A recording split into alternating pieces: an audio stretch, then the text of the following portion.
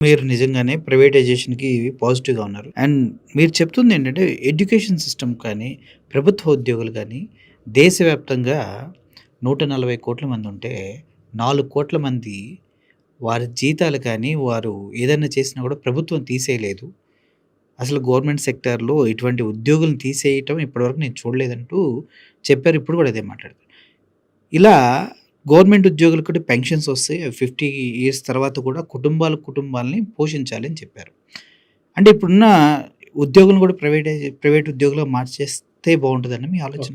So ప్రభుత్వం ఉదాహరణగా రాష్ట్ర ప్రభుత్వాలు ఉన్నాయి. ఆంధ్ర, తెలంగాణ తీసుకుంటే రాష్ట్ర ప్రభుత్వాలకు వచ్చే ఆదాయం మొత్తం జీతాలకు వెళ్ళిపోతుంది 100%. కొంచెం ఒక 5,000, 10,000 అటు ఇటుగా మొత్తంగా జీతాలు, పెన్షన్లు. బట్ పెన్షన్లో కూడా నేను ఆ వీడియో చేస్తే చాలా మంది క్లారిఫై చేసింది. There is an old pension system and there is a new pension system. 2012లో న్యూ పెన్షన్ సిస్టంలో 2012 నుంచి పెన్షన్ సిస్టమ్ కొంత మారింది.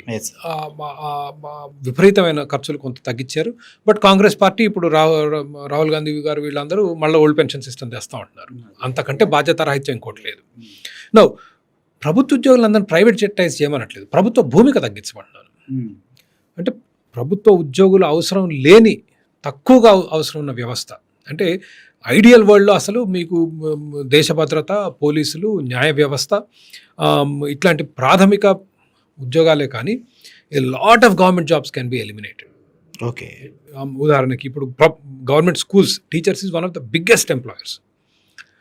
అందుట్లో అత్యధికంగా చదివేది బీద ప్రజలు, బడుగు బలహీన వర్గాలు.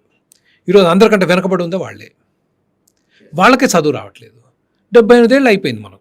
మనం ఇంకా ఎందుకు వెనకబడి ఉన్నామంటే we are not even giving them the good education. కానీ ప్రైవేట్ స్కూళ్ళ కంటే 3 4 ఖర్చు పెడుతున్నాం వాళ్ళ మీద. ఒక్కొక్క విద్యార్థి మీద ₹1,00,000 ఖర్చు పెడుతున్నాం. ప్రైవేట్ స్కూల్లో 30,000 40,000 అదే విద్య వస్తుంది. Okay, then why are we wasting our money?